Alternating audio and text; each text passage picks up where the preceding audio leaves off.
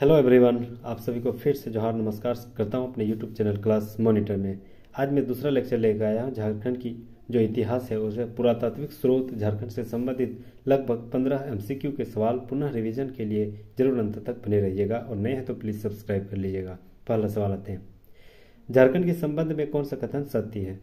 तो सब पढ़ते हैं। पहला ऑप्शन है कि यहाँ पुरातात्विक उत्खनन से पूर्व, मध्य और पाषाणकालीन पत्थर के औजार और उपकरण मिले हैं, तो ऑप्शन नंबर ए सही है, ये सारे मिले हैं।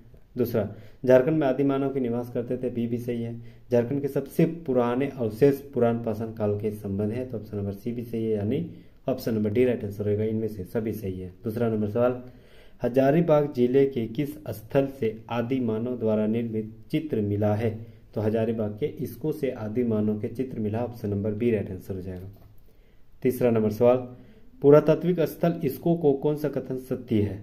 तो पुरातात्विक स्थल इसको जो है यहाँ आदि मानव के निर्मित चित्र दीर्घा सूर्य मंदिर से मिला, तो ऑप्शन नंबर ए सही है। बी, इसके चित्र दीर्घा में अंतरिक्ष मानव नक्षत्र मंडल के रूप में चित्र किया गया, ऑप्शन नंबर बी भी सही है। यहाँ भूल भुलैया जैसी आकृति भी ली, ऑप्शन नंबर सी भी सही है, तो option number D right answer होगा। इनमें से सभी सही है। चौथा नंबर सवाल, निम्नलिखित में से कौन सा कथन सत्य है? तो याद रखना है उपरोक्त में से सभी सही है। पहले है कि सीतागढ़ पहाड़ जो है हजारीबाग से 6ठी शताब्दी के निर्मित एक बौद्ध मठ का अवशेष मिला, ऑप्शन नंबर ए सही है। चीनी यात्री फाहियान ने इस बौद्ध विहार का उल्लेख किया, तो ऑप्शन नंबर बी भी सही है। विनोद भावे विश्वविद्यालय हजारीबाग के प्रत्येक चिन्ह यहाँ से प्राप्त अष्टदल की अनुकृति मिली, तो ऑप्शन नंबर सी भी सही है, तीनों सही है।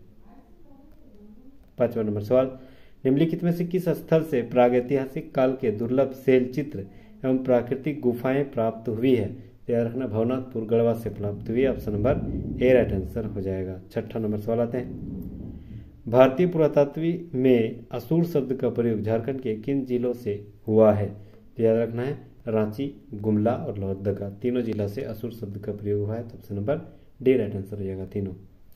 सातवां नंबर सवाल, झारखंड के किस स्थल को कब्रगाह के प्राचीन अवशेष मिले हैं? तो याद रखना है लूपगंडी, option number B right answer हो जाएगा। लूपगंडी से प्राचीन कब्रगाह मिला, option number B right answer हो जाएगा।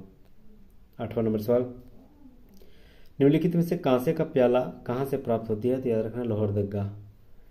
नौवां नंबर सवाल, निम्नलिखित में से किस स्थल से तांबे की सिकड़ी और कांसे की अंगूठी मिली है? तो तांबे की सिकड़ी और कांसे की अंगूठी मुरद से मिली है, option number D right answer हो जाएगा। 10वां नंबर सवाल, सिंहभूम के किस स्थल से 7वीं शताब्दी की जैन मूर्तियां प्राप्त हुई है? तो याद रखना है Benusagar, option number A right answer हो जाएगा। 11वां नंबर सवाल, निम्नलिखित में से कौन सा कथन सत्य है?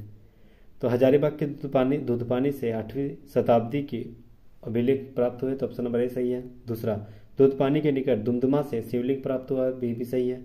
रांची के नामकों में तांबे के एवं लोहे के औजार के वान का फलक मिला है, तो सी बी सी है, तो option number D right answer रहेगा, सभी सही है। 12 नंबर सवाल, निम्नलिखित में से किस स्थल से 4 पाई जाने वाले पत्थर की चौकी मिली है जो कि पटना संग्रहालय में रखा गया है? तो जो कि पांडु में मिला है, तो option number A right answer हो जाएगा। 13 नंबर सवाल, झारखंड के किस स्थान से बुद्ध की भूमि स्पर्श मुद्रा की एक मूर्ति प्राप्त हुई है? तो याद रखना पलामू के किला लातेहार से मिली, option number B right answer हो जाएगा। 14 नंबर सवाल, झारखंड में गुप्तकालीन अवशेष निम्नलिखित में से किस स्थान से प्राप्त हुए हैं? तो याद रखना Itkhori, option number C right answer हो जाएगा। 15 नंबर सवाल, कवि गंगाधर 1373-78 में रचित प्रशस्त्र शिलालेख कहाँ से प्राप्त हुआ है? तो याद रखना गोविंदपुर धनबाद से, तो option number A right answer हो जाएगा।